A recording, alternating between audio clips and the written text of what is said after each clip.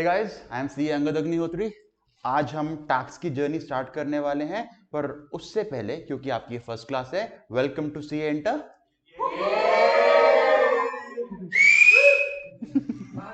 ज्यादा ही आ गया enthusiasm Sandy में, तो वेरी गुड, कोई बात नहीं। चल, कोई बात नहीं, चलो ओके।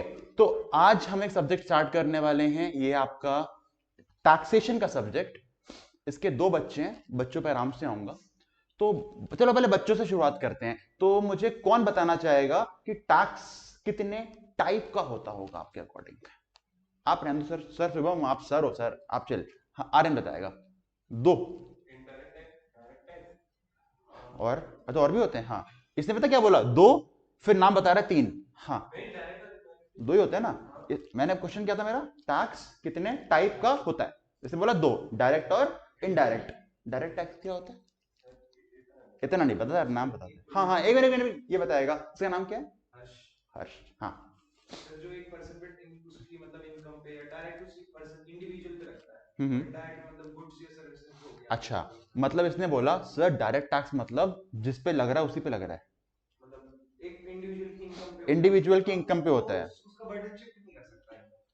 एक मिनट, इसने बोला इनकम टैक्स मतलब एक इंडिविजुअल की इनकम पे लगता है, उसका बर्डन शिफ्ट नहीं होता है। ये बोला आपने पक्का? इंडिविजुअल पे, यानी कि एक कंपनी, एक पार्टनरशिप फर्म, एक एचयूएफ इनकम टैक्स नहीं पे करते इसके अकॉर्डिंग। गलत हो गया ना? कोई बात नहीं, मैं बस ये बताने का ट्राई कर रहा हूं कि बहुत ज्यादा डीप में जाके पढ़ने वाली चीजें हैं और हमें अपने वर्ड्स पे ही तो सीखना है। अगर इसका ये पॉइंट बिल्कुल ठीक था कि इसका बर्डन शिफ्ट नहीं हो सकता, ये कहां फंस गया कि इंडिविजुअल की इनकम पे, क्योंकि यहां पे इंडिविजुअल से ज्यादा पर्सन हो सकते हैं। हमने पढ़े हैं एचयूएफ, हमने कंपनी देखा है, हमने फर्म देखा है। आऊंगा उसके ऊपर भी आऊंगा। खैर, इसका पॉइंट ठीक था कि इनकम के ऊपर लगेगा तो इनकम टैक्स, और अगर गुड्स और सर्विस पे लगेगा तो इनडायरेक्ट टैक्स, है ना? ठीक है, चलो मैं एग्जांपल लेके बताता हूं। आप सबके पापा या मम्मी या भाई या बहन कोई बड़ा घर में जॉब करता होगा या बिजनेस करता होगा, तो पैसे कौन कमाता है? वही। तो जैसे ही वो पूरे महीने मान लो जॉब करते हैं, पूरे महीने काम किया, मंथ के एंड पे उनको आता है एक SMS, salary credit to your account. यानी पैसा किसने कमाया? उन्होंने। अब वही उस पैसे पे टैक्स कैलकुलेट करेंगे और गवर्नमेंट को जाके डिपॉजिट कर देंगे। ये होता है डायरेक्ट टैक्स। जिसने कमाया उसी ने गवर्नमेंट को दिया। ये बात समझ आई? जिसने कमाया उसी ने गवर्नमेंट को दे दिया, ये क्या होता है? Direct tax. अब सुनो इनडायरेक्ट क्या होता है। मुझे लैपटॉप खरीदना था, मैं शॉपकीपर के पास गया, मैंने कहा भाई साहब लैपटॉप अच्छा लग रहा है, कितने का है? उसने बोला सर लैपटॉप 1 लाख का है। मैंने कहा चल ठीक है भाई, मैंने उसको 1 लाख रुपए दिए। मैं लैपटॉप लेके आ रहा था, उसने रोक लिया। कह रहा भाई साहब इस पे जीएसटी भी लगता है। मैंने कहा अच्छा कितना? कह रहा था 28,000, 28% जीएसटी। मैंने कहा चलो ठीक है भाई ले लो। मैंने उसको 1 लाख पहले दिए थे, 28,000 जीएसटी भी दिया। अब मैं लैपटॉप लेके आ गया, मेरी जेब से कितना गया? 1,28,000। मेरा क्वेश्चन आपसे ये है, शॉपकीपर के पास दो अमाउंट है, 1,28,000, 1,28,000। क्या वो पूरे के पूरे 1,28,000 अपनी पॉकेट में डाल सकता है? नहीं। क्यों? 1 लाख तो डाल सकता है, पर ये जो 28,000 का जीएसटी है, ये उसको गवर्नमेंट को जाके डिपॉजिट करना पड़ेगा। शॉपकीपर ने वो 28,000 गवर्नमेंट को डिपॉजिट कर दिए। मेरा क्वेश्चन आपसे ये है, जो ये 28,000, 28,000 का जीएसटी गवर्नमेंट तक पहुंचा है, ये शॉपकीपर की पॉकेट से निकला था कि मेरी पॉकेट से निकला था? मेरी पॉकेट से। पर क्या मैंने गवर्नमेंट तक पहुंचाया? नहीं, शॉपकीपर ने पहुंचाया। इसे कहते हैं इनडायरेक्ट टैक्स। बर्डन किसी और पे था, पर पहुंचा कोई और रहा है। और इन दोनों एग्जांपल्स को लूं अगर, तो पहले एग्जांपल से पता लगा इनकम पे लग रहा था टैक्स, इनकम टैक्स, और ये गुड्स पे लग रहा था जीएसटी। और यही आपकी डेफिनेशन को बनाएगा कि डायरेक्ट टैक्स लगता है आपकी इनकम पे और इनडायरेक्ट टैक्स लगता है आपके गुड्स और सर्विस पे। और अगर एग्जांपल बनाने का टाइम आए तो इनकम टैक्स हो जाएगा डायरेक्ट टैक्स का एग्जांपल, और जीएसटी या फिर आपने सुना होगा कस्टम्स ड्यूटी, जब कुछ इंपोर्ट या एक्सपोर्ट करते हैं फॉरेन से तो उस पर कस्टम ड्यूटी लगती है। ये सारे एग्जांपल हो गए आपके इनडायरेक्ट टैक्स के। डिफरेंस समझ आया दोनों को? पक्का? डायरेक्ट टैक्स और इनडायरेक्ट टैक्स का। ठीक है, एक बहुत इंपॉर्टेंट डिफरेंस है, देखो वो क्या बोलता है डिफरेंस।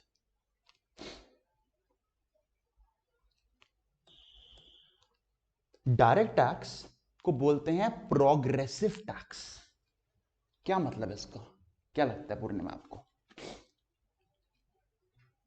देखो सही गलत जो लगता है बोल दो, गलत होगा तो क्या होगा, सैंडी हंस लेगा, हंसने कोई दिक्कत नहीं है यार, कम से कम कॉन्फिडेंस तो आएगा बोलने का। वही सिखाना है बस यहाँ पे। पता है क्यों? अभी आपको लॉजिक्स नहीं आते, कॉन्सेप्ट नहीं आते, बोलना सीख लो। विद टाइम नॉलेज भी आ जाएगी, बोलना भी आ जाएगा, तो कल को जाके बोल सकते हो अच्छे से। क्या लगता है प्रोग्रेसिव का मतलब क्या होता होगा, कोई भी? हाँ बताओ शुभम। मतलब सर ये प्रोग्रेस कर रहा है। अगर इनकम में प्रोग्रेस हो रही है, इनकम बढ़ रही है, तो ये टैक्स भी बढ़ेगा, और अगर इनकम कम हो रही है तो ये टैक्स भी कम हो जाएगा। इसलिए डायरेक्ट टैक्स को बोलते हैं प्रोग्रेसिव टैक्स। जितना ज्यादा कमाओगे उतना ज्यादा क्या लगेगा आपके ऊपर, डायरेक्ट टैक्स। और ऐसे ही हमारे इंडिया में होता है, कोई इंसान अगर 2.5 लाख से कम कमाता है उसे कोई टैक्स नहीं देना होता। जैसे वो 2.5 लाख से ज्यादा कमाता है एक साल में, 2,50,000 से ऊपर कमाता है, उस पर टैक्स लगता है 5% का। जब उसकी इनकम एनुअली 5 लाख क्रॉस करती है, उसका टैक्स 5% नहीं 20% हो जाता है। और जब वो 10 लाख से ऊपर कमाता है, उसका टैक्स 30% हो जाता है, एंड सो ऑन। यानी इनकम टैक्स क्या है, प्रोग्रेस कर रहा है। जैसे इनकम प्रोग्रेस कर रही है, कॉरस्पॉन्डिंगली टैक्स भी क्या कर रहा है, प्रोग्रेस। तो इनडायरेक्ट टैक्स क्या होता होगा, रिग्रेसिव, इसको उल्टा। संदीप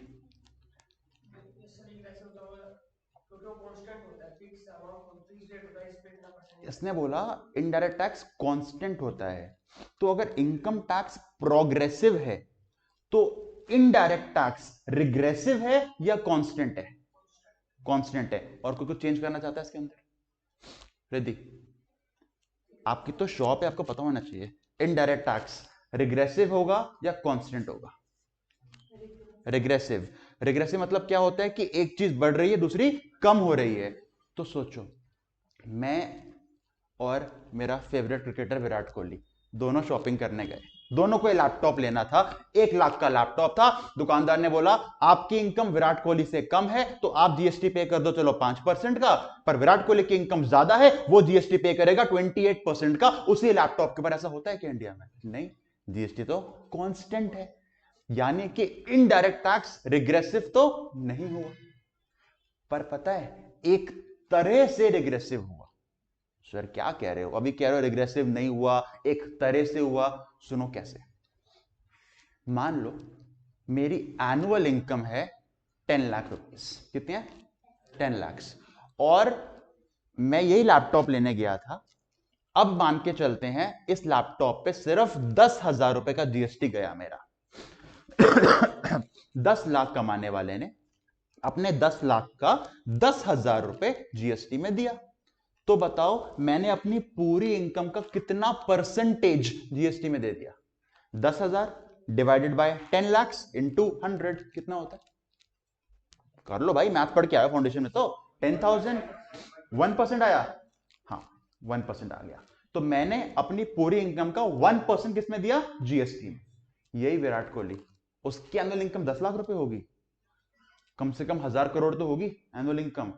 अब 1,000 करोड़ कमाने वाले ने 10,000 रुपए जीएसटी गवर्नमेंट को दिया। 10,000 divide by 10,000, 10,000 divide by 1,000 crore into 100 कितना परसेंट हुआ? 0.001 करके कुछ। यानी कि जिसकी इनकम ज्यादा थी उस पे इनडायरेक्ट टैक्स का बर्डन कम हुआ, और जिसकी इनकम जितनी कम होगी उस पे इनडायरेक्ट टैक्स का बर्डन उतना ज्यादा। और पता है ऐसा क्यों हो रहा है? क्योंकि इनडायरेक्ट टैक्स को आपकी इनकम से मतलब ही नहीं है। वो तो कह रहे हैं भाई गुड्स का जो रेट है जीएसटी का हम तो वही लेंगे आपसे, आपकी इनकम कम हो ज्यादा हो इससे फर्क ही नहीं पड़ता, क्योंकि इनडायरेक्ट टैक्स आपकी इनकम पे नहीं है, वो गुड्स या सर्विस पे है। इसीलिए हम यहां पे कहते हैं इसको हम प्रोग्रेसिव तो नहीं बोल सकते, पर क्योंकि ये कांस्टेंट अपने रेट में है तो ये रिग्रेसिव अपने नेचर में हो। समझ आया? पक्का? ठीक है, तो आपको 2 मिनट का टाइम मिल रहा है, जल्दी से इस डेफिनेशन को, डिफरेंस को नोट करो कॉपी में। कम ऑन, डायरेक्ट टैक्स क्या होता है, इनडायरेक्ट क्या होता है, जल्दी नोट करो। चल नोट कर लिया आपने, ओके। चल अब मुझे ये बताओ टैक्स तो हमने देख लिया, दो टाइप का होता है। अच्छा, टैक्स कोई भी लगा सकता है, मैं, आप, कोई भी, या नहीं? चलो एग्जांपल लेते हैं। बात करते हैं किसी की। हर्ष नाम है ना, इधर सामने है। चल वहीं बैठ रहे, कोई दिक्कत नहीं, बैठ रहे, मैं कैमरा वहां ले जाऊंगा, टेंशन ना ले। देखो,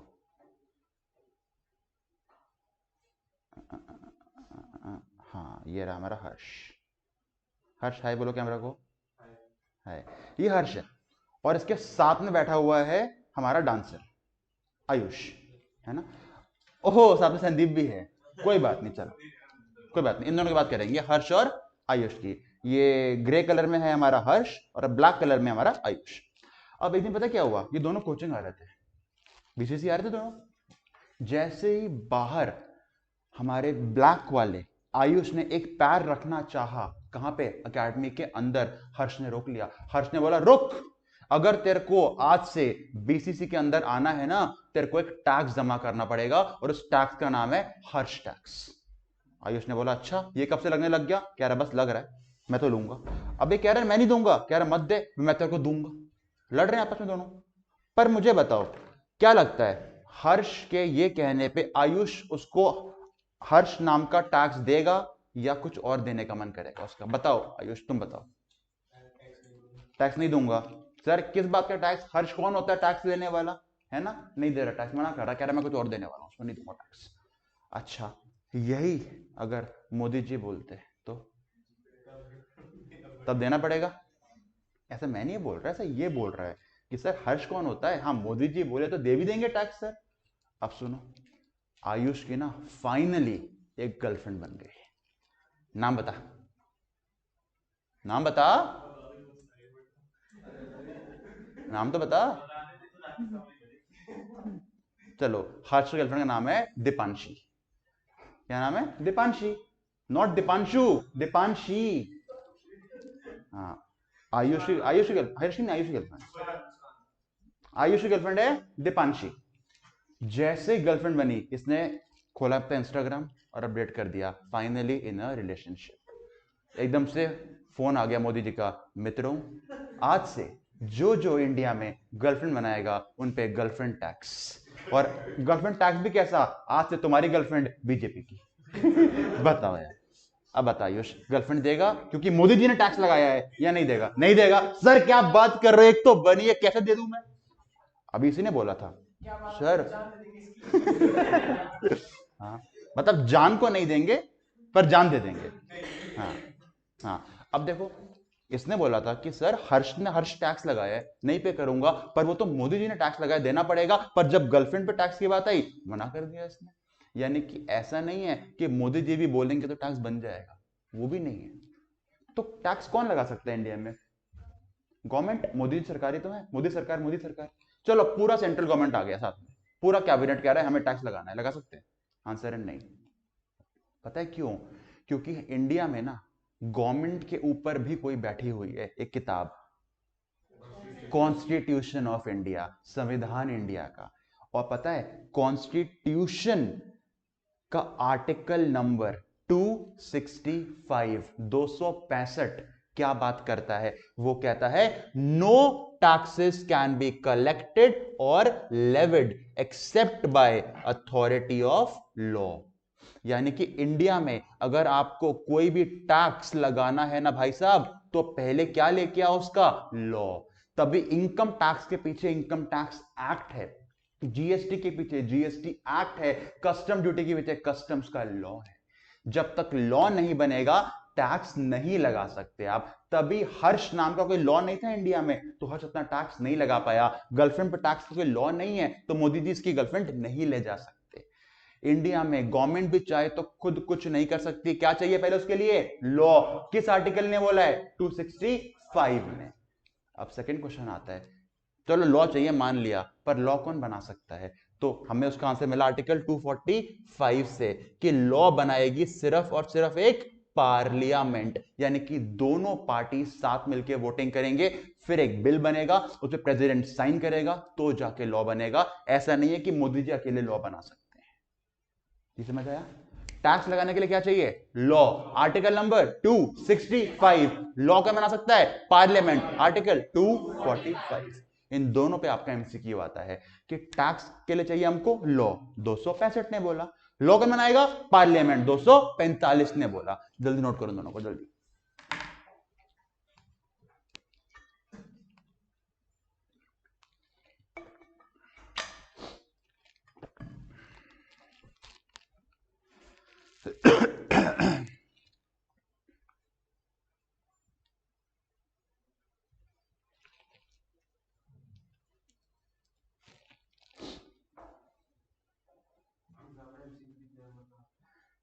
बता दो अभी आऊंगा, पेपर पैटर्न पे आ रहा हूँ, 1 मिनट।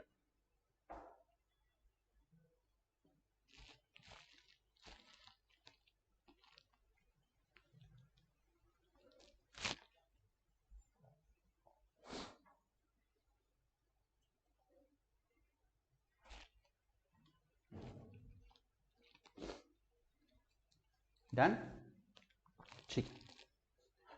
अभी तक हमने क्या जाना है? बहुत बेसिक, कि टैक्स 2 टाइप का होता है, डायरेक्ट और इनडायरेक्ट। फिर हमने देखा टैक्स लगाने के लिए क्या चाहिए? लॉ। किसने बोला? आर्टिकल 265 ने। लॉ कौन बनाएगा? पार्लियामेंट, आर्टिकल 245 ने बोला। अब आपने मुझसे एक बात तो पूछी नहीं कि सर टैक्स 2 बच्चे हैं, डायरेक्ट और इनडायरेक्ट, हमें कौन से पढ़ने हैं, डायरेक्ट की इनडायरेक्ट? आंसर है दोनों। सर फाइनल में ना? नहीं, इंटर में। सर अभी दोनों पढ़ने हैं? हाँ। एक ही सब्जेक्ट में? हाँ। सोचो यार। और पता है एक और मजे की बात, अभी दोनों पढ़ने हैं साथ में, और फाइनल में दोनों अलग अलग हो जाएंगे। 100 नंबर का इनकम टैक्स, 100 नंबर का इनडायरेक्ट टैक्स। बेस तो ये बनेगा आपका, अभी 100 नंबर, तब 200 नंबर। खैर, हमें दोनों पढ़ने हैं, तो सुनो आपका पैटर्न क्या है। आपके टैक्सेशन में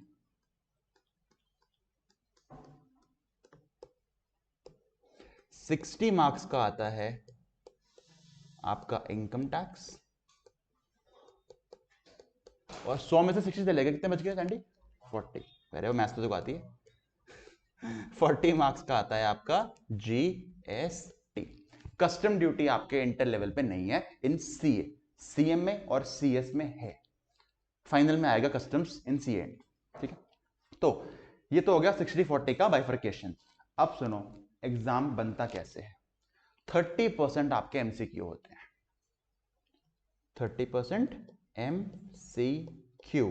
60 का 30% कितना होता है? 60 का 30% कितना होता है? 18। तो 18 नंबर के एमसीक्यू हो गए इनकम टैक्स के। 40 का 30% 12, 12 एमसीक्यू हो गए आपके जीएसटी के। और बाकी 60 में से 18 के अगर एमसीक्यू हैं तो डिस्क्रिप्टिव प्रैक्टिकल क्वेश्चन कितने मार्क्स के हो गए? 42 प्रैक्टिकल, और यहां पे 28 प्रैक्टिकल। ये आपका पेपर का पैटर्न होता है। अब एमसीक्यू में तो कोई चॉइस नहीं होती, सारे सॉल्व करने हैं। डिस्क्रिप्टिव में चॉइस होती है, पहला कंपलसरी, बाकी में से कोई एक करना है आपको। सेक्शन ए इनकम टैक्स का होता है, सेक्शन बी जीएसटी का होता है। नेगेटिव मार्किंग नहीं होती यहां पे। तो आप जय माता दी ए, जय माता दी भी कर सकते हो, कोई इश्यू नहीं है। ये डिपेंड करता है क्वेश्चन क्या पूछ रहा है आपसे। और एमसीक्यू ऐसे नहीं होते कि आपने टिक कर दिया हो गए, ये प्रॉपर केस बना के आपको देते हैं। जैसे आपने पढ़ा होगा अभी बीसीआर में पूरा पैराग्राफ आता है, उसमें ढूंढ के लिखो। यहां भी पूरा केस बन के आएगा, उसको सॉल्व करते हुए आपको जाना पड़ेगा आंसर्स के अंदर। एक केस के ऊपर 5 क्वेश्चन बनेंगे, सॉल्व करो, ऐसे होगा यहाँ पे। पर अगर आपको कॉन्सेप्ट्स आते हैं, आराम से निपटा लोगे इनको। और ये 30 मार्क्स आपके बहुत ज्यादा स्कोरिंग बन जाते हैं, क्योंकि नेगेटिव मार्किंग भी नहीं है ना। 30 में से अगर आपने 25 भी ले लिए, तो बाकी 70 में कितने चाहिए आपको? सिर्फ 35, और बस आ गया आपके 60 नंबर। बढ़िया। इनकम टैक्स में और जीएसटी में आपके स्कोरिंग बहुत होते हैं, आप टेंशन ना लेना। बोलो बोलो क्या हुआ? खुलना। चलो वापस आते हैं, पैटर्न देख लिया, बताते हैं।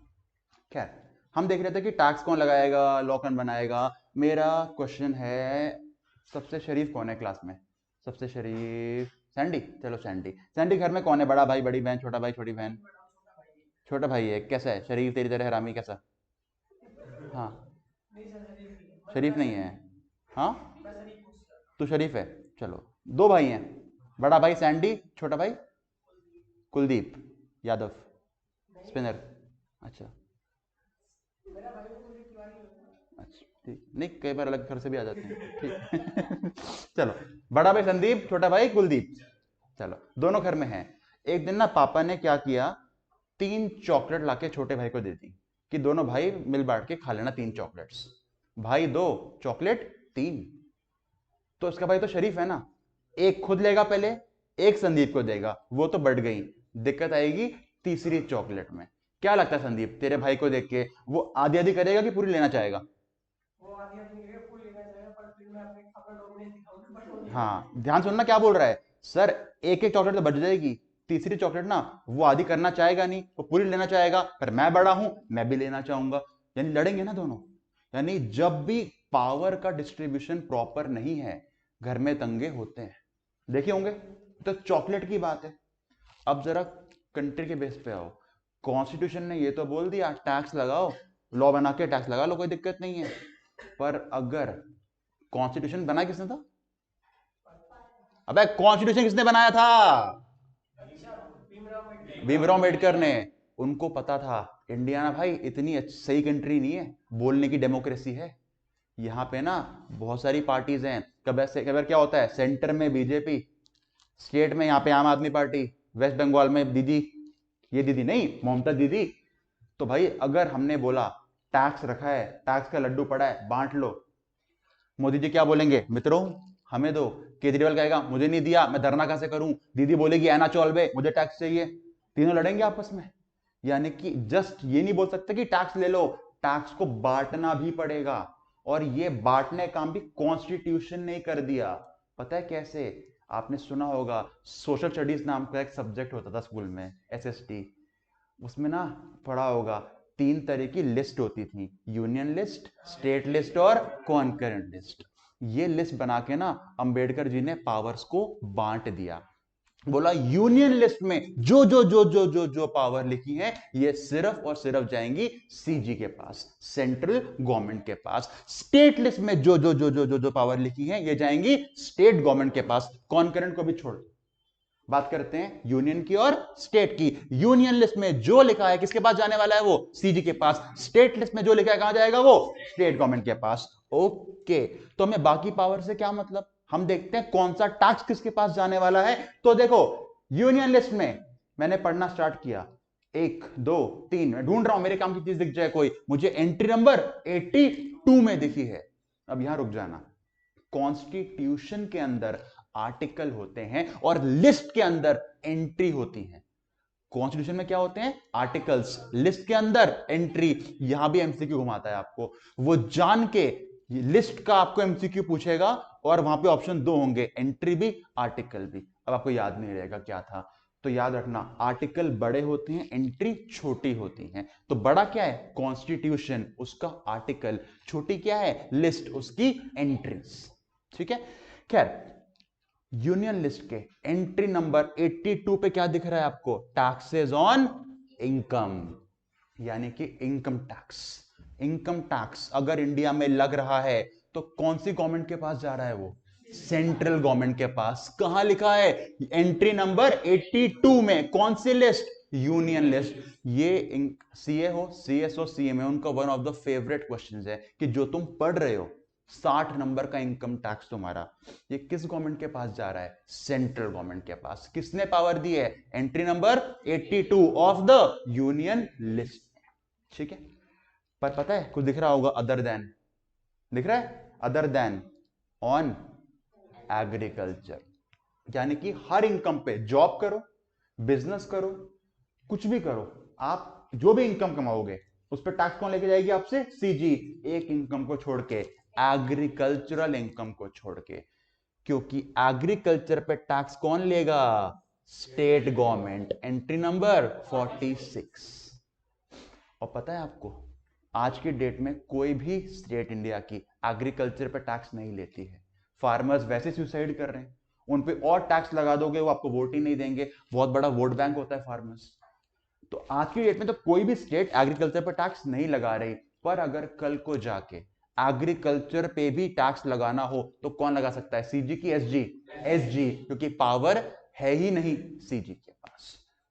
पता है आपको, मैंने बता दिया पावर नहीं है, जब हम इनकम टैक्स एक्ट पढ़ेंगे ना, तो जब वो उन्होंने एग्जेम्पशंस देना स्टार्ट किया, एग्जेम्पशंस मतलब होता है किस पे हमको टैक्स नहीं लगाना, कई इनकम को गवर्नमेंट टैक्स नहीं लगाना चाहती, तो सबसे पहली एग्जेम्पशन उन्होंने बोली है हम एग्रीकल्चर इनकम पे टैक्स नहीं लगाएंगे। अबे तुम्हारे पास पावर ही नहीं है टैक्स लगाने की, तो एग्जेम्पशन कहां से दे रहे हो? ये तो वही बात हो गई ना, मैं तुम्हें अगर बोलूं या तुमसे फीस नहीं लूंगा, ऐसी पढ़ लो मुझसे, पावर है मेरे पास, अब मैं रोड पे चल रहा हूं, एक बंदे को रोक लिया, अबे रुक, तुझसे मैं टैक्स के पैसे नहीं लूंगा, वो कह रहा है तू है कौन, मैं तुझे पढ़ कर रहा हूं तुझसे।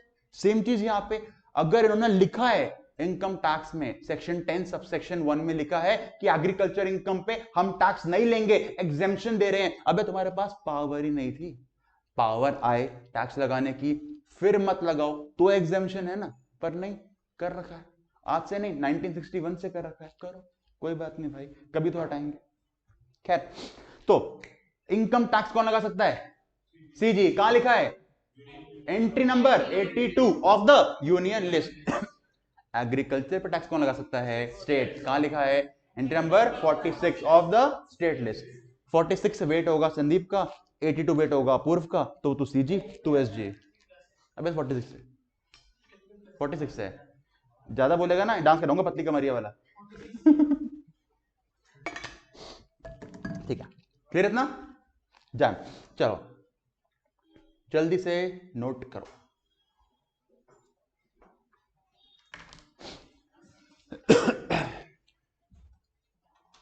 अभिषेक नोट कर ले, एक पे छोड़ देना भाई जो मिस हो गया तेरा।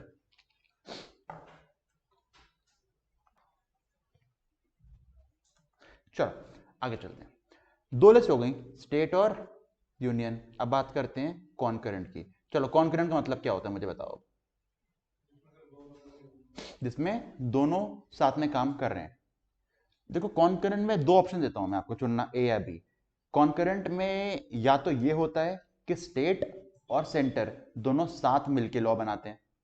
सेकंड ऑप्शन, कॉन्करेंट में ये लिखा होता है कि स्टेट अपना लॉ बनाएगी, सेंटर अपना लॉ बनाएगी, स्टेट वाले सेंटर में नहीं जाएंगे, सेंटर वाले स्टेट में नहीं आएंगे। दोनों ऑप्शन में कौन सा सही लग रहा है आपको? ए, कि दोनों साथ मिलकर काम करेंगे। बी लग रहा है कि तू अपना देख तू अपना देख। क्या लगता है अंकुश?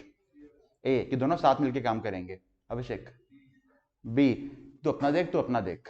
मतलब वोटिंग कर लेते हैं, कौन कह रहा है कॉन्करेंट का मतलब ये है कि दोनों साथ मिलकर काम करने वाले हैं? 1 2 3 4 5 6 7। कौन कह रहा है कि दोनों कह रहे तो अपना देख तो अपना देख? एक अकेला, दो।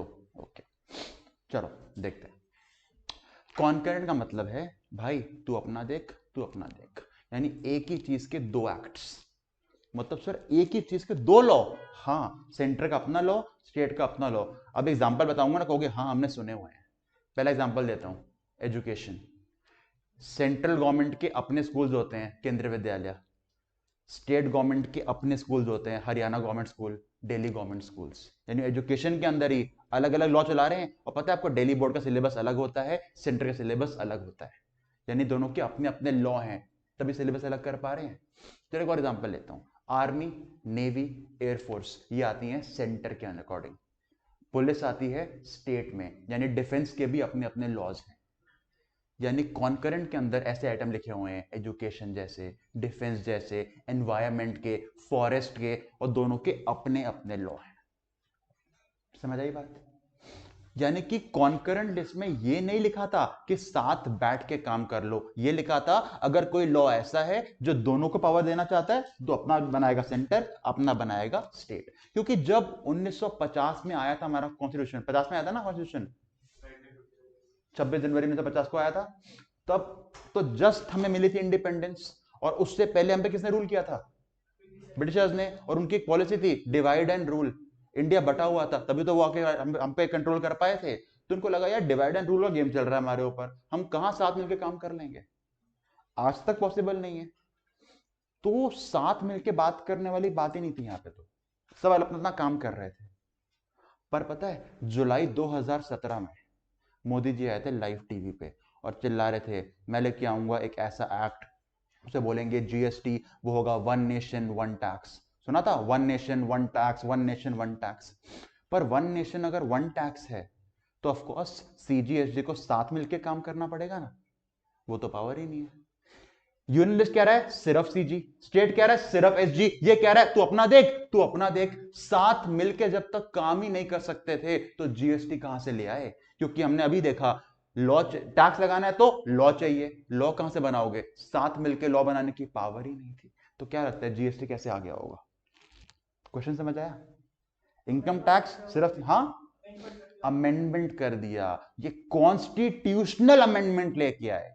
और कॉन्स्टिट्यूशनल अमेंडमेंट लाने के लिए पार्लियामेंट को 75% वोटिंग करनी पड़ती है कि हाँ हम रेडी हैं। तो इन्होंने कॉन्स्टिट्यूशन को चेंज किया। जो आखिरी आर्टिकल दिख रहा है 246, इसके बाद एक नया आर्टिकल आया 246 ए, छोटा ए नहीं, बड़ा ए, कैपिटल ए। और इस ए ने बोला अब हम एक ऐसा एक्ट बनाएंगे, ऐसा लॉ बनाएंगे जिसमें सेंटर स्टेट साथ में काम करेंगे, और इस एक्ट का नाम क्या होगा? जीएसटी। और यहां से आपको दो बातें पता लग रही हैं, पहला कॉन्स्टिट्यूशन को अमेंड करके ला पाए जीएसटी, और दूसरा इंडिया के सारे टैक्सेस एंट्री नंबर से आते हैं, एक जीएसटी को छोड़ के। जीएसटी एंट्री से नहीं आता, जीएसटी आर्टिकल से आता है। और ये बहुत इंपॉर्टेंट क्वेश्चन बन जाता है एग्जाम के लिए। एग्जाम में क्वेश्चन पता है क्या आता है? जीएसटी कहां से आया? आर्टिकल 246 ए, एंट्री 246 ए, उसमें दो ऑप्शन होते हैं, छोटा ए कि बड़ा ए। तो क्या लिख के आओगे? आर्टिकल 246 ए कौन सा है? बड़ा है, बड़ा है, कैपिटल नहीं, बड़ा है। इंडिया के लोग हैं ना हम लोग, बड़ा है। देखो ए फॉर अंगद, बड़ा है, सिंपल। हाँ ठीक है। हाँ, सारे नाम के लोग लंबे होते हैं। आर्यन लंबा है तो? हाँ मैं भी लंबा हूं। आर नाम के लोग, मैंने कुछ नहीं बोला।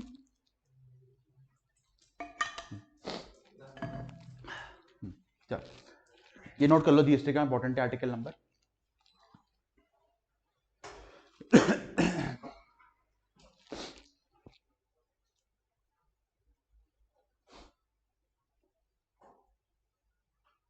ठीक है ना?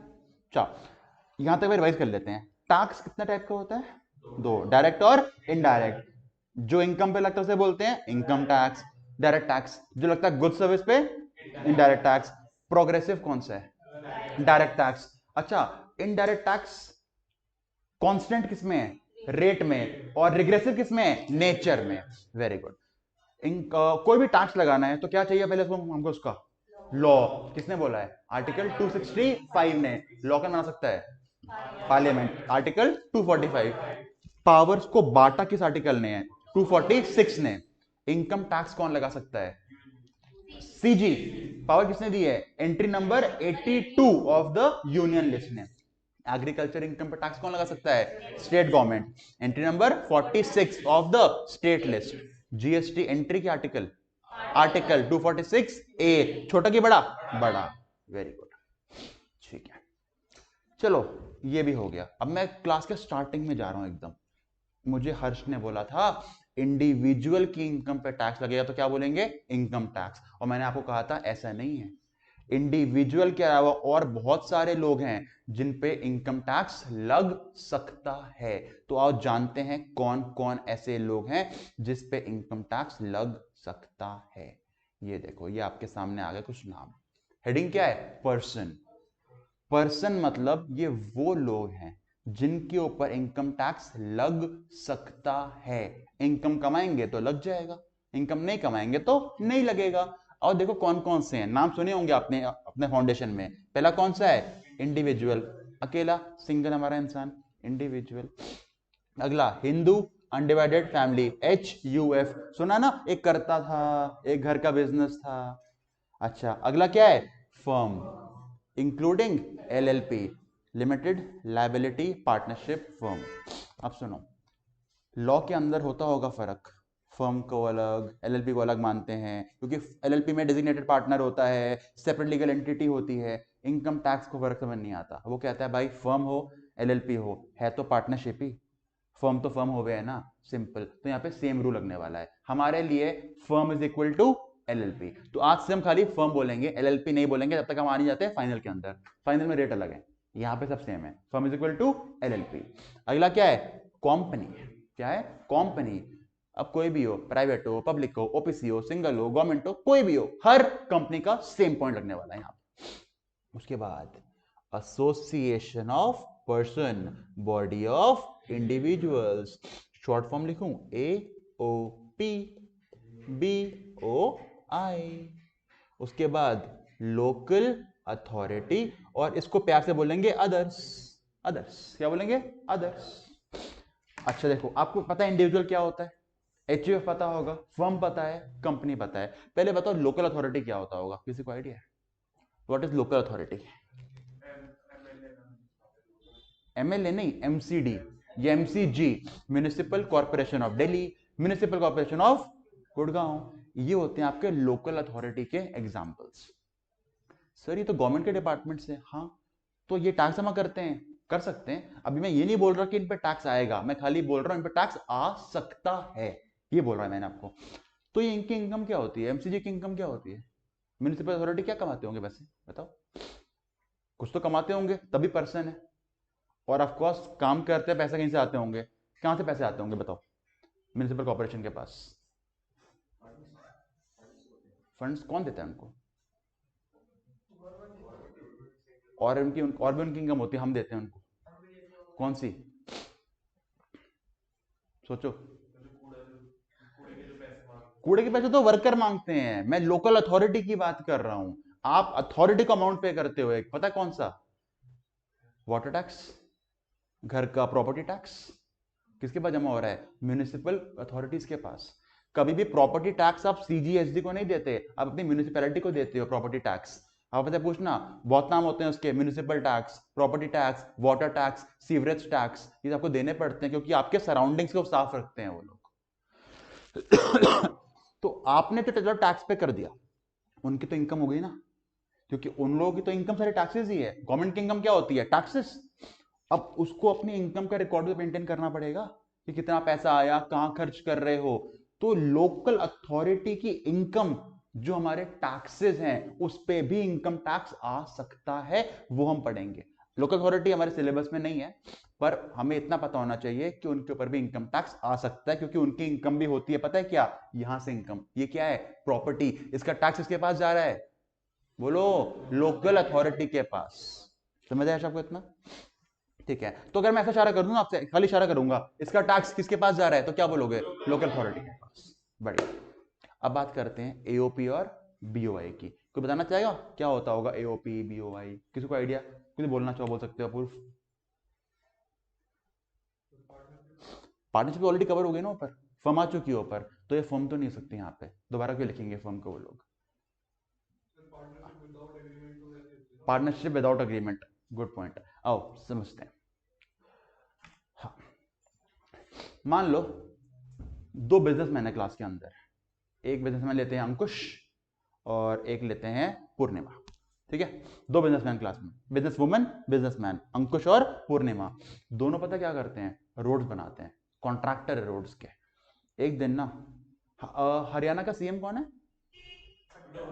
मनोहर लाल खट्टर। वो ऐसी सेक्टर 14 से निकल के बस स्टैंड जा रहा था, फंस गया ट्रैफिक में। होता है ट्रैफिक, फंस गया बेचारा। उसने कहा भाई मैं बनाऊंगा सीधा फ्लाईओवर, BC से निकलो सीधा बस स्टैंड उतरो। उसने बनाना फ्लाईओवर।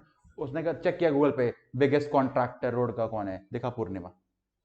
फोन किया, पूर्णिमा बना दोगे रोड? हाँ जी बना देंगे जी, 1 महीने में। इसने हाँ तो बोल दिया। फिर सोचा यार 1 महीने में कैसे बना दूंगी, बना सकती हूँ, कम से कम 2 महीने चाहिए। 1 महीने में काम करने वाले वर्कर नहीं है मेरे पास। पर क्या लगता है मना कर देगी गवर्नमेंट को, ये नहीं करूंगी काम, या काम तो लेना चाहेगी? काम तो लेगी। हर बिजनेसमैन क्या चाहेगा? काम तो मिले। फिर से लगा यार मेरी अकेडमी में ना एक और लड़का था अंकुश नाम का, वो भी तो सेम काम करता है, चलो उससे बात करती हूँ। इसने अंकुश को फोन किया, अंकुश यार तू भी रोड बनाता है, मैं भी रोड बनाती हूँ, मुझे कॉन्ट्रैक्ट मिला है, कुछ वर्कर तेरे पास हैं, कुछ वर्कर मेरे पास हैं, चल साथ मिलके काम करते हैं, एक प्रोजेक्ट साथ में करते हैं, पैसे बांट लेंगे आपस में। अंकुश ने बोला साथ में काम तो कर लूंगा, पर मैं तुझसे पार्टनरशिप नहीं करूंगा। मैंने सुना है जहां पार्टनरशिप होती है वहां रिश्ते खराब होते हैं, और दोस्ती खराब नहीं करनी अपनी। इसने बोला कोई बात नहीं यार, हमने अकाउंट्स में चैप्टर पढ़ा हुआ है ज्वाइंट वेंचर। ज्वाइंट वेंचर क्या होता है? दो लोग साथ में काम करते हैं पर वो पार्टनरशिप नहीं करते। प्रोजेक्ट खत्म, पैसे बांटे, निकल जाओ। तो यहां पे अगर अंकुश और पूर्णिमा अपना ज्वाइंट वेंचर कर रहे हैं, अंकुश कौन है? एक इंडिविजुअल।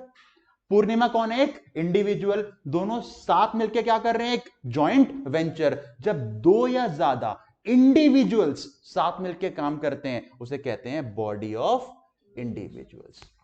पर यही अगर अंकुश कहता यार मेरी तो एक कंपनी है, तो अगर एक इंडिविजुअल और एक कंपनी साथ मिलकर काम करेंगे, या एक पार्टनरशिप फर्म और इंडिविजुअल साथ मिलकर काम करेंगे, या एक पार्टनरशिप फर्म और एक कंपनी साथ मिलकर काम करेंगे, तो ऐसे जॉइंट वेंचर को बोलते हैं एसोसिएशन ऑफ पर्सन। यानी अगर जॉइंट वेंचर में सिर्फ और सिर्फ इंडिविजुअल्स ही हैं तो कहेंगे बॉडी ऑफ इंडिविजुअल्स। अगर एसोसिएशन में एक भी इंसान इंडिविजुअल के अलावा कोई हो गया, अब वो चाहे एचयूएफ हो, चाहे फर्म हो या कंपनी हो, अब उस ग्रुप को क्या बोलेंगे? Association of persons.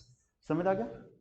आपको इन सब के मतलब याद नहीं करने, आपसे थ्योरी नहीं पूछी जाएगी। यहां पे आपसे सिर्फ ये पूछा जाएगा, एक इंडिविजुअल है, इतनी इनकम है, बताओ कितना टैक्स। एक फर्म है, इतनी इनकम, बताओ कितना टैक्स। या कंपनी के बहुत सारी इनकम है, खर्चे हैं, बताओ कितनी इनकम उनकी।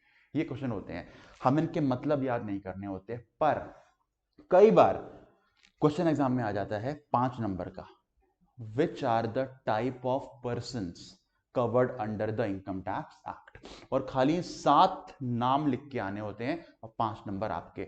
आपको एक्सप्लेन करना हो तो एक एक लाइन में एक्सप्लेन कर सकते हो क्या होते हैं, पर क्वेश्चन आ सकता है, मेन तो नाम चाहिए होते हैं आपको।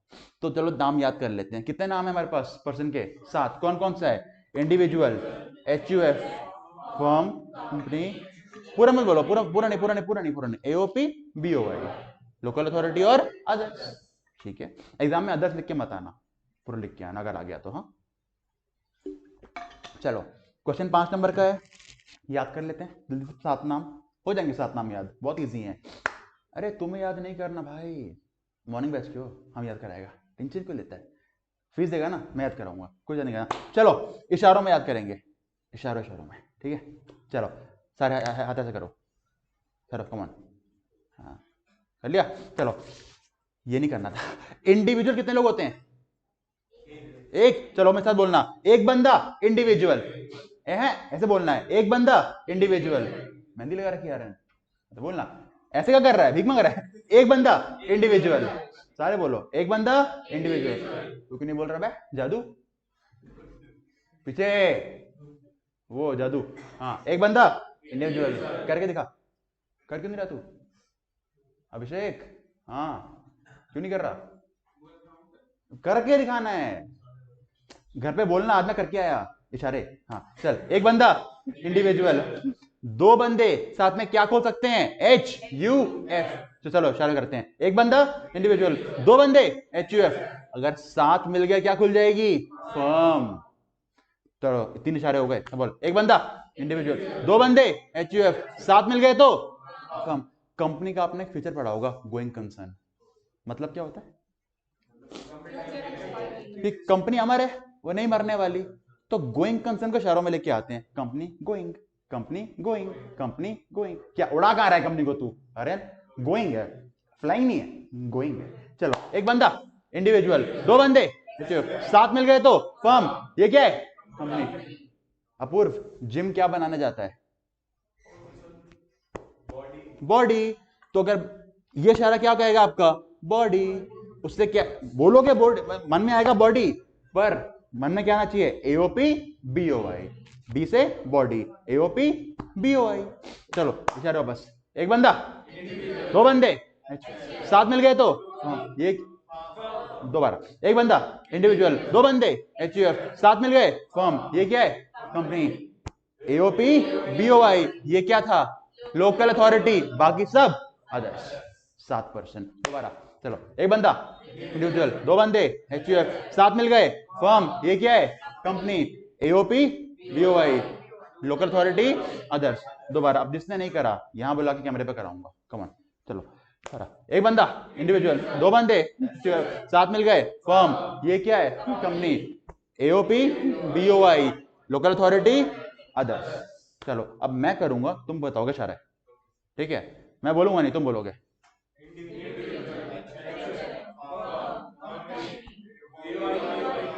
एओपी बीओआई,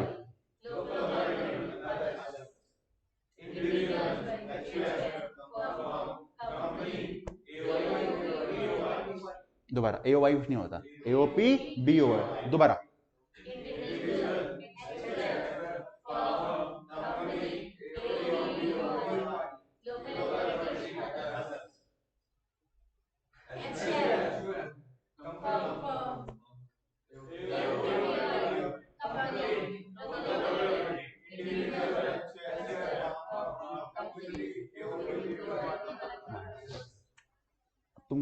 घर जाके बोलना नहीं है, बस इशारे करने हैं। हाँ, जब कोई बोले ना अबे पागल क्या कर रहा है, वेट करना, बोलना पागल मैं नहीं हूं, 5 नंबर पक्के कर रहा हूं अपने सी एंटर के। तो 600 नंबर होते हैं टोटल, 5 तो पक्के हो जाएंगे डेफिनेशन से। खैर चल, 7% याद हो गए। अब सेक्शन याद करते हैं इसका। इतना तो याद होगा, लॉ में पढ़ा होगा, जितनी भी डेफिनेशन होती हैं सेक्शन 2 में होती हैं। तो पर्सन की डेफिनेशन है, सेक्शन क्या है 2, खाली 31 याद करना है ना। 2 तो याद है, क्या याद करना है 31। कितने परसेंट बनाने हैं हमको, कितने परसेंट है 7, कितने परसेंट है 7, लो खोल देते ब्रैकेट को, 2 into 3 plus 1 is equal to 7, बन गए 7 तरह के परसेंट। 231 7 तरह के परसेंट, कितने सोच के बनाया होगा सेक्शन पक्का ये। 231 7 तरह के परसेंट। 231 कैसे याद रहेगा, 2 इंटू 3 प्लस 1, हो गए 7 तरह के परसेंट, खत्म। कौन कौन से पर्सन है बताना, पूर्वांशी, पूर्वांशी नहीं पूर्णिमा, हाँ हाँ पर्सन, 2 बंदे कैसे हो गए इंडिविजुअल, हाँ हाँ, साथ साथ जोड़ दिया, सोचो एक तुम्हारी भाभी एक तुम, साथ कैसे हो सकते हो यार, नहीं भाई मारेगा दोबारा, हाँ हाँ हाँ हाँ हाँ, बड़ी अच्छी, हाँ हाँ हाँ अदर्स, ठीक है। सेक्शन क्या है पर्सन का, 2 क्लॉज 31, बढ़िया, ठीक है। अच्छा, पर्सन मतलब कौन था, जो इनकम टैक्स पे कर सकता है।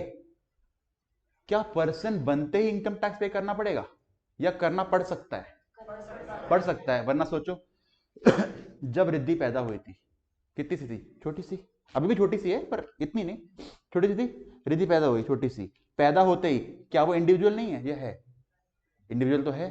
सोचो बच्चा पैदा हुआ है, मोदी जी आ गए, मित्रों इनकम टैक्स सोचो नहीं होगा ना सब कुछ, क्योंकि वो इंडिविजुअल पर्सन है, पर अभी टैक्स पे नहीं कर रही। क्यों, क्योंकि अभी वो इनकम अर्न नहीं कर रही। तो पता है आपको, हर वो पर्सन जब उसको इनकम टैक्स पे करना पड़ता है, हर वो पर्सन जब उसको इनकम टैक्स पे करना पड़ता है, तब उस पर्सन को हम क्या बोलते हैं, असेसी। क्या बोलते हैं, असेसी। असेसी मतलब वो पर्सन जिसके ऊपर इनकम टैक्स की लायबिलिटी आ गई है। असेसी मतलब कौन, वो पर्सन जिसके ऊपर इनकम टैक्स पे करने की लायबिलिटी आ गई। मेरा आपसे क्वेश्चन है, असेसी कहां से निकल के आया होगा, पर्सन से। कितने पर्सन थे, 7, तो 2 क्लॉज 7, क्योंकि 7 तरह के पर्सन से कौन निकला है हमारा, असेसी। क्लियर इतना, पक्का, ठीक है। तो एक स्टेटमेंट बोलता हूं, बताना ट्रू या फॉल्स, ठीक है। Every person is an assessee, false, पक्का, every assessee is a person, true, बढ़िया। तो ये आपका आ गया असेसी। इतने डेफिनेशन याद नहीं करनी है आपको, इतना याद नहीं करना, सिंपल लिखना है, हिंदी में लिखना चाहो तो, हर वो पर्सन जिसके ऊपर इनकम टैक्स पे करने की लायबिलिटी आ गई, वो कौन कहलाया जाएगा, असेसी, बस, ठीक है। चलो जल्दी से लिखो, पर्सन कौन होता है, फिर असेसी कौन होता है। चलो नोट करो,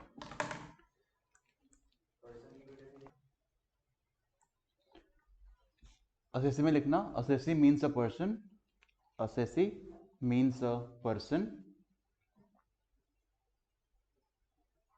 on whom there is a liability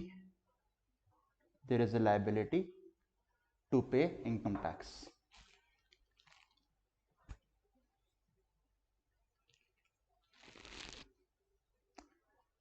ठीक है, ओके।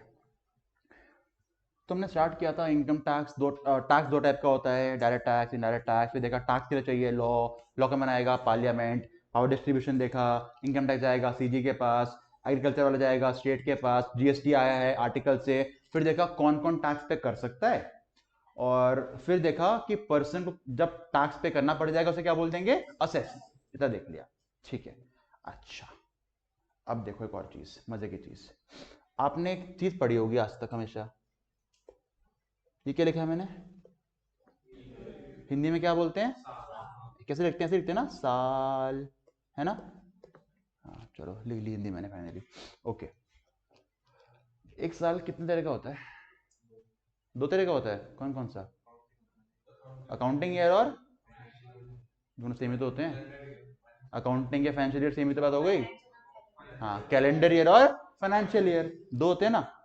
फर्स्ट से लेके 10th क्लास तक पढ़ा था हमने कैलेंडर ईयर, 11 12 से हमारे पास आ गए अकाउंटिंग कह लो या फाइनेंशियल ईयर्स। याद है? इतने आए थे ना पक्का, दो ही पढ़े ना आज तक। इनकम टैक्स पढ़ने का छोटा सा प्यारा सा rule, calendar year, financial year, ना ये कुछ होवे है ना ये कुछ होवे है, दोनों बाहर कर दिए भाई साहब ने। अपने नए रूल बनाएंगे हम लोग अब, नया साल, happy new year. No calendar year, no financial year, only happy new year. पता है कौन सा ईयर? सीधा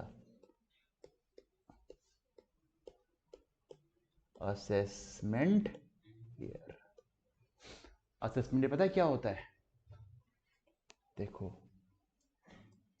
the year in which taxes are paid, मतलब वो साल जब हम गवर्नमेंट को टैक्सेस पे करते हैं। अगर ये साल है आपका 1 अप्रैल 2023 को शुरू हुआ है, 31 मार्च 2024 को खत्म हुआ है, तो उसका शॉर्ट फॉर्म क्या बन जाएगा? AY 2023-24। अच्छा मुझे बताओ, अगर असेसमेंट ईयर वो ईयर होता है जब हम गवर्नमेंट को क्या देते हैं? टैक्सेस, और एग्जांपल के लिख दिया मैंने 23-24 कि 23-24 वाले साल में मैं गवर्नमेंट को जाके टैक्स जमा करके आऊंगा। मेरा क्वेश्चन आपसे ये है, टैक्स यहां पे जमा कर रहा हूं 23-24 वाले साल में, तो पैसे कब कमाए होंगे? इससे पहले कि इसके बाद कमाऊंगा? तो पहले कमाए होंगे ना, जब तक कमाओगे नहीं कहां से गवर्नमेंट को देके आओगे भाई। यानी कि अगर असेसमेंट ईयर 23-24 है और तुम कह रहे हो पैसे तुमने इससे पहले कमाए होंगे, तो इससे पहले वाला साल बताना कौन सा बनेगा? 22-23। कब शुरू होगा? 1/4/2022 को, खत्म कब होगा? 31/3/2023 को। यानी इसे कहते हैं PY, 22-23। बड़ा ना बताऊं तो प्रीवियस ईयर। पता है प्रीवियस ईयर क्यों बोला? क्योंकि असेसमेंट ईयर से प्रीवियस है, और ये वो साल होता है the year in which income is earned. यानी अगर आपने 22-23 में पैसे कमाए तो टैक्स कब देके आओगे? 23-24 में। ये डेफिनेशन असेसमेंट ईयर की विद टाइम में चेंज करूंगा। अभी आप बहुत बेसिक लेवल पे हो, तो अभी के लिए आप ये समझो असेसमेंट ईयर क्या होता है? वो साल जब आप टैक्स जमा करके आते हो। हम विद टाइम देखेंगे, कई बार टैक्स प्रीवियस ईयर के अंदर ही जमा हो जाता है, वो देखेंगे विद टाइम। आज के लिए क्या देखेंगे? प्रीवियस ईयर में क्या कर रहे हो? इनकम को अर्न कर रहे हो। असेसमेंट ईयर में क्या कर रहे हो? टैक्सेस को जमा कर रहे हो। असेसमेंट ईयर कौन सा है? 23-24। प्रीवियस ईयर कौन सा है? 22-23। एग्जाम्पल क्या नहीं लिखे हैं? अगर आपका एग्जाम 2023 में है, चाहे वो CA का हो, CS का हो, CMA का हो, चाहे मई 23 हो या जून 23 हो, नवंबर 23 हो, दिसंबर 23 हो, ये दोनों ईयर आपके इंस्टीट्यूट ने लॉक कर दिए हैं।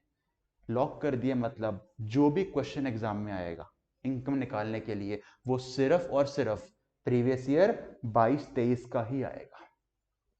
आप जितने भी क्वेश्चन की इनकम कैलकुलेट करने वाले हो या टैक्स निकालने वाले हो, सब में दिया होगा calculate for the previous year 22-23, या घुमा के बोल देगा calculate for the assessment year 23-24। यही पूरे साल आपको क्वेश्चन देखना है। हर क्वेश्चन एग्जाम में होगा इसी ईयर के ऊपर होगा, प्रीवियस ईयर 22-23 या फिर असेसमेंट ईयर 23-24।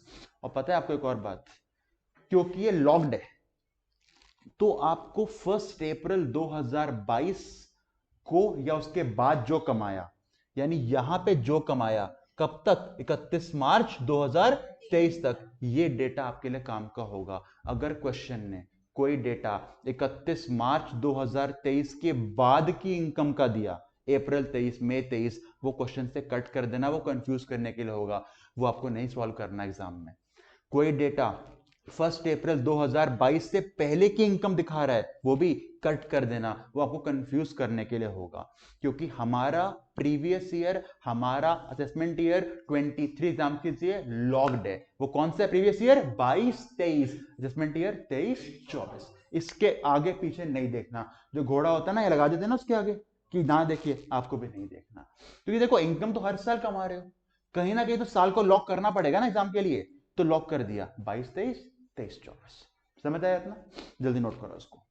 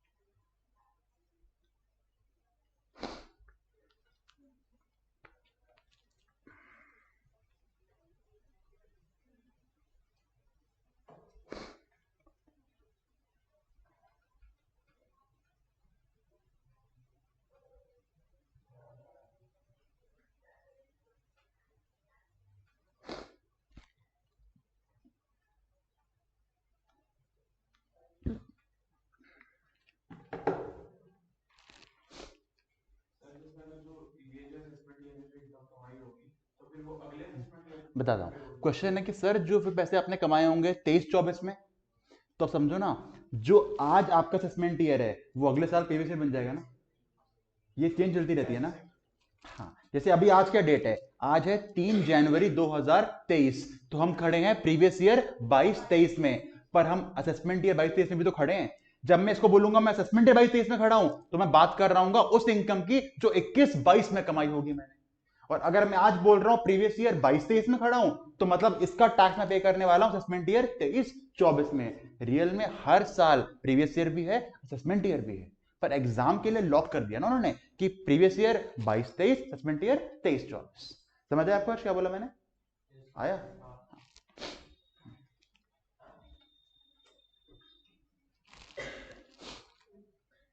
क्लियर?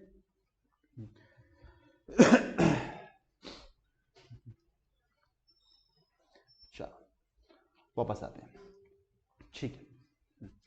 तो अभी तक हमने क्या क्या देखा, अगर मैं नोट करना चाहूं कहीं पे, तो हमने सबसे पहले देखा था टैक्स कितने टाइप का होता है? 2 टाइप का, डायरेक्ट और इनडायरेक्ट। हमें कौन से पढ़ने हैं? दोनों। Very good.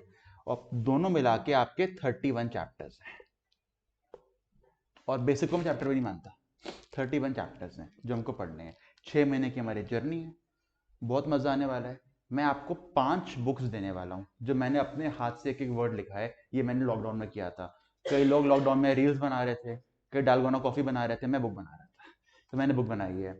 और मैं बहुत प्राउड से कह सकता हूँ, जितने क्वेश्चन मेरे क्वेश्चन बैंक में है, उतने पूरे इंडिया में किसी क्वेश्चन बैंक में नहीं है, किसी भी टीचर के। लाइव ऑन कैमरा बोल रहा हूँ कि मुझे पता है, अराउंड 1000 से 1100 क्वेश्चन मेरे सिर्फ इनकम टैक्स के हैं, इतने ही जीएसटी के क्वेश्चन हैं जो मैं आपको कराने वाला हूँ क्लास में। हमारी अप्रोच क्या रहने वाली क्लास में, देखो पहले देखते हैं आज कितना याद है हमको। बहुत कम पढ़ा है, बेसिक मानकर देख। तो 2 तरह का टैक्स होता है। टैक्स लगाने के लिए क्या चाहिए हमको? लॉ। किसने बोला? आर्टिकल 265 ने। लॉ कौन बना सकता है? पार्लियामेंट। आर्टिकल 245 ने बोला। वेरी गुड जी। पावर डिस्ट्रीब्यूशन किस आर्टिकल ने किया? 246 ने किया। ओके, इसने बोला 3 तरह की लिस्ट होती है। इनकम टैक्स किसके पास जा रहा है? सीजी के पास। एंट्री नंबर 82 कौन सी लिस्ट का? यूनियन का।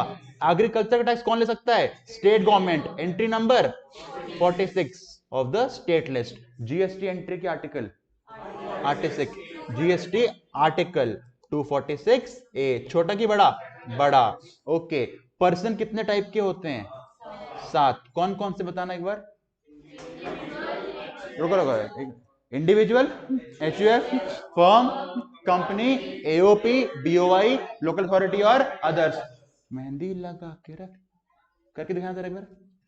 करो करो करो। Individual, HUF, firm, company, AOP, BOI, local authority, others. Very good.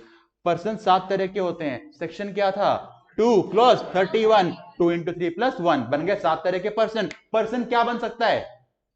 Assessee. Assessee मतलब वो पर्सन जिस पे इनकम टैक्स पे करने की लायबिलिटी आ गई। पर्सन कहां से निकला है? असेसी से। तो 2 क्लॉज 7।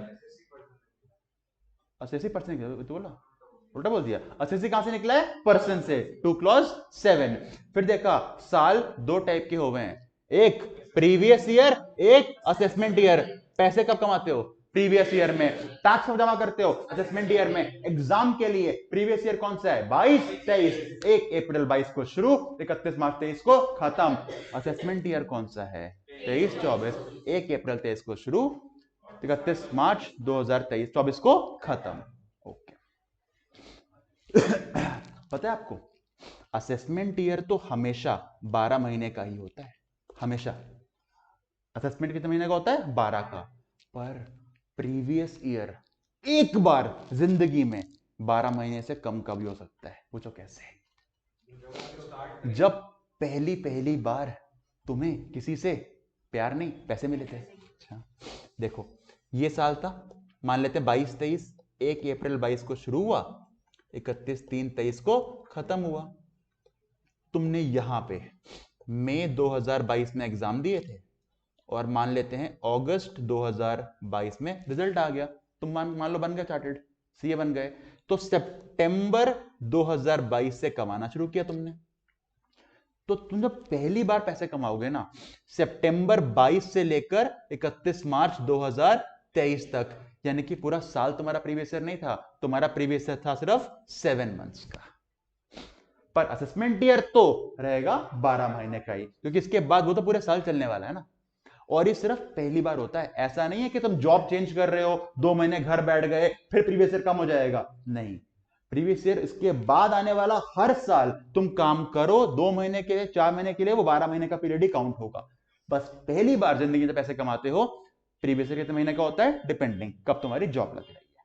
समझ आ गया? तो एग्जाम में क्वेश्चन आ सकता है, क्या प्रीवियस ईयर की ड्यूरेशन 12 महीने फिक्स है? नहीं, वो पहली बार चेंज हो सकती है, पर असेसमेंट ईयर तो 12 महीने का फिक्स है। आए समझ? पक्का? ठीक है। तो मैं आपको बता रहा था, मेरी मिलेंगी आपको 5 बुक्स। हमारा पढ़ने का ये रहने वाला है, मैं आपको पढ़ाऊंगा बहुत सीरियस होकर, मैं हंसूंगा भी नहीं, हंसना तुम हंसने दूंगा नहीं, हंसना तुम लोग आज हंसना भी नहीं, मजाक कर हो सकते हो। ठीक है, तो इसके बाद रिविजन करते चलेंगे, याद आपको हो जाएगा। चैप्टर जो बेसिक चल रहा है, अगली क्लास से आपको दिख जाएंगे, क्वेश्चन चलेंगे साथ साथ हमारे, अपने 1000 क्वेश्चन में क्लास में कराने वाला हूं आपको। उसके बाद जैसे ही चैप्टर खत्म होगा, हम उठाएंगे आपका मॉड्यूल, आईसीएआई का मॉड्यूल, सीएमए के बैच में सीएमए का मॉड्यूल, सीएस के बैच में सीएस का मॉड्यूल। वो खत्म करने के बाद उठाएंगे उस चैप्टर से आज तक कितने क्वेश्चन एग्जाम में आए हैं पिछले 5 अटेम्प्ट्स के अंदर, उसे कह सकते हो स्कैनर या पास्ट ईयर क्वेश्चंस, वो सॉल्व करेंगे। इतना करने के बाद ही मैं अगले चैप्टर पे जाऊंगा, हर चैप्टर का पढ़ाऊंगा, कॉन्सेप्ट्स, मेरा question bank, division, module, scanner.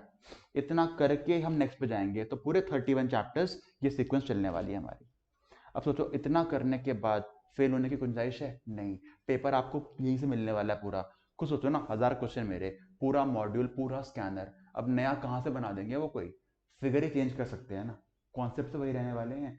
और यही एक बहुत बड़ा रीजन है कि आज तक जितने बच्चों को मैंने पढ़ाया है, मेरा एक भी स्टूडेंट फेल नहीं हुआ है, एक भी। सीएस सीएस सीएमए के अंदर रिजल्ट 10 से 12% या हाथ मार के 20% आता है, मेरा 100% रिजल्ट है, चाहे मैंने दिल्ली में पढ़ाया है, गुड़गांव में पढ़ाया है। क्योंकि मैं अप्रोच ही रखता हूँ, क्लास में पढ़ाया, आपको होमवर्क करके आना पड़ेगा, टाइम से आना पड़ेगा, वरना वहीं से वापस कर देता हूँ बच्चों को सीधा मैं। आपको रिविजन करना है, प्रैक्टिस करनी है, पास्ट ईयर पेपर्स करने हैं, उसके बाद ही अगले चैप्टर पे जाएंगे। अब इतना अगर आपने कर लिया हर चैप्टर का, अब एग्जाम में जाके बैठ तो नहीं जाओगे, सर का रिकॉर्ड खराब करूंगा, 100% कैसे रह सकता हूं मैं? वो तो नहीं करोगे ना भाई। बस इसलिए मेरे सब्जेक्ट में तो क्या तुम फेल नहीं होगे, क्योंकि मैं इतना कराऊंगा। और दूसरी बात, आपको पता है चार्टर्ड की कितनी इनकम होती है? पता ही होगा। अगर एक चार्टर्ड बन के भी महीने के 2 लाख नहीं कमा रहा, तो थू उसके ऊपर तो चार्टर्ड बनाई क्यों भाई? तू एज सिंपल इज दैट भाई। तो यानी साफ सी बात है, तुम्हारी इनकम से मुझे फर्क नहीं पड़ता, मतलब तुम्हारी फीस से मुझे फर्क नहीं पड़ता। मेरे पास इनकम के बहुत सोर्सेज हैं। आपको पता है 1 सितंबर के अंदर एक टैक्स ऑडिट के थ्रू मैं उतनी इनकम कमा सकता हूं जितना पूरा बैच कंबाइन करके मुझे देगा फीस। इसलिए अगर मुझे कभी भी लगा ना तुम क्लास में मस्ती करने के लिए आए हो या सीरियस नहीं हो उस चीज को लेके, मैं वहीं पूरी फीस उठाऊंगा, दरवाजा बोरा, अकेडमीज बहुत है, मस्ती कर लो। क्योंकि मेरा एम्स आपसे पैसे का नहीं है, मेरा एम इससे ये है कि कल को आप भी चार्टेड बनोगे, मार्केट एक ही है, मिलेंगे तो कम से कम रिस्पेक्ट से देखो कि हाँ सर ने कुछ कराया था, क्योंकि आपके 10-12 हज़ार से मुझे कोई फर्क नहीं पड़ने वाला यार। बहुत अगर मैं किसी को क्लाइंट को कंसल्टेंसी दूंगा ना, काम भी नहीं करूंगा, 10,000 तो यूं देकर चला जाएगा मुझे वो, क्योंकि सबसे इंपॉर्टेंट चीज तो मेरे हाथ में उसकी टैक्सेशन। उसको लगता है यार गवर्नमेंट को मैंने 1 लाख रुपए टैक्स देने हैं, अगर मैं बोलूँ भाई कुछ जुगाड़ करके, लीगल जुगाड़ करके मैं तेरा टैक्स लाख से कम करके ला सकता हूँ सिर्फ 20,000 रुपए पे, उसके 80,000 बच रहे हैं ना, खुशी खुशी मुझे 50 दे देगा वो, कि उसको तो फिर भी 30 का फायदा ही हो रहा है। ये हमारा फायदा है, और ये ट्रिक्स मैं उसी को बताना चाहता हूँ, उसी को साथ जो थोड़ा सीरियस हो पढ़ने को लेके। सिर्फ हंसी मजाक करनी है, दुनिया भर की अकेडमीज है आपके बजाने के लिए, एक तो सामने भी है, मजा सकते हो मेरी क्लास में। हाँ मैं प्रॉपर मजाक में कराऊंगा, हंसी मजाक कराऊंगा, बोर नहीं होने दूंगा, पर मुझे कुछ चीजें चाहिए, जैसे कि क्लास में आपका फोन नहीं होना चाहिए आपके पास, वो मैं बैग में डलवा दूंगा। सेकंड, क्लास में आपको टाइम पे आना होगा, 10 मिनट लेट अलाउड है, उसके बाद लेट अलाउड नहीं है। लेट हो रहे हो मुझे आप एक व्हाट्सएप डाल सकते हो कि हाँ सर मैं इस वजह से लेट हूं, मैं अलाउ कर दूंगा, पर अब व्हाट्सएप ही नहीं डाल रहे और लेट आ रहे हो तो मैं अलाउ नहीं करूंगा। अगली चीज, छुट्टी हर कोई करता है, ऑफकोर्स छुट्टी कर लो, पर छुट्टी करने से पहले आपका मुझे व्हाट्सएप आना चाहिए कि आज मैं छुट्टी कर रहा हूँ, कोई भी रीजन हो, सर नींद नहीं खुल रही आज, सर मुझे घूमने जाना है, सब रीजन अलाउड है मुझे, पर मुझे इन्फॉर्म करोगे आप। इन्फॉर्म करे बिना छुट्टी ले ली, मैं अगली 3 क्लास में एंट्री नहीं दूंगा। एक मैसेज डालना है यार, मैं ये नहीं बोला छुट्टी मत करो, मुझे पता है अगर ये भी कह दोगे ना मुझे आज डेट पे जाना है, जाओ, मुझे कोई दिक्कत नहीं है, सच में मैं भी तुम्हारी एज से निकला हूं भाई, ये एज है, अब तुम मेरी एज में डेट पे नहीं जाओगे, बिग बहुत मारती है अगर पता लग जाए मैं डेट पे गया हूं तो। ठीक है, खैर इसका रीजन क्या है, तुमने मुझे बता दिया कि आज छुट्टी कर रहा हूं, तो मैं तुम्हें उसका बैकअप दे सकता हूँ ना, डेली का, डेली रिकॉर्डिंग हो रही है, तो बैकअप का फायदा ये होगा कि आज तुमने क्लास मिस करी, रात को तुमने रिकॉर्डिंग देख ली, तो अगले दिन तुमको समझ तो आएगा कुछ, वरना आप सोचो मैं अगर उस बच्चे को रिवाइज करने बैठ जाऊं तो बाकी बच्चे कहेंगे हम क्या पागल थे हम जो कल आए थे। ये फायदा है आपका, बस छुट्टी लो, बैकअप देख के आओ, मुझे और कुछ नहीं चाहिए आपसे। 2-3 छोटे सिंपल से रूल हैं, क्लास के टाइम पे आओ, होमवर्क करके आओ, टेस्ट होगा तो मार्क्स अच्छे लेके आना। अगर 3 दिन ऐसा हो गया कि तुमने बिना बताए छुट्टी कर ली, या लेट आ गए, या होमवर्क करके नहीं है, 3 गलतियां माफ हैं, फिर मैं आपके पापा को यहीं से फोन करूंगा आपके फोन से स्पीकर पे कि आपके बच्चे ने नहीं पढ़ना, पैसे खराब कर रहा है, मुझे खराब नहीं करना है, ये पकड़ो आपके पैसे वापस, बाय बाय। बाकी सब्जेक्ट का नहीं पता, मैं तो ये कर दूंगा क्योंकि मुझे आपके 10-12 हज़ार से कोई फर्क नहीं पड़ता, बता रहा हूँ। ठीक है, बाकी टेंशन ना लो, मैं डराता बहुत हूँ पर मैं पढ़ाता भी अच्छा हूँ, टेंशन ना लेना। ठीक है, चलो अब मिलते हैं अगली क्लास में, और छुट्टी मत करना है सोच के कि मैं दोबारा पढ़ाने वाला हूँ चीजों को, ये चीजें मैं दोबारा नहीं पढ़ाने वाला हूं, और अगर मैंने दोबारा कराई भी ना तो बहुत भगा के कराने वाला हूं आपको, तो मैं बहुत बेस से लेके चल रहा हूं। आपका फायदा बाकी बच्चों से ये होगा कि आपको बेस बन रहा है, आपने अकाउंट्स लॉ पहले पढ़ी हुई है, टैक्स आपने कभी नहीं पढ़ा जिंदगी में, तो मैं बहुत डीप में लेके जा रहा हूँ आपको चीजों को, ताकि आप ग्रिप बना लो अच्छे से, तो आपके पास एज आ चुका है। अब जो बाकी बच्चे बाद में ज्वाइन भी करेंगे ना भाई, उनके पास एग्जाम तो नवंबर में ही होना है उनका भी, तुम्हारे पास टाइम ज्यादा है, उनके पास टाइम कम है, तो तुम अच्छे हो। छुट्टी मत करना सोच के भी डेमो चल रहे हैं, मेरा कोई डेमो नहीं होता, जो मैंने आज पढ़ाया है मेरा कॉन्टिन्यूएंसी चलने वाला है, मैं उनकी तरह नहीं हूं कि कोई भी चैप्टर उठा लूं और पढ़ा दूं, मुझे लगता है भाई बेसिक्स से शुरू करूंगा, सबसे बोरिंग चीज होती है बेसिक्स। जैसे समझो ना कोई क्रिकेट खेलने गया है, आप बता रहे हो ये बैट है, ये बॉल है, ये विकेट है, ये पिच है, अब ये एम्पायर डांस करेगा वाइड का, चौके का, छक्के का, अभी तो वो चल रहा है। सोचो अभी तो चीजें आनी स्टार्ट होंगी, गेम खेलना स्टार्ट होगा हमारा, अगर तुम आज बोर नहीं हुए तो तुम पूरे टास्क में बोर नहीं होने वाले, क्योंकि आज तो बेसिक चल रहा था। ठीक है, अब मिलते हैं अगली क्लास में, चलो बाय। 6 महीने बताया ना भाई।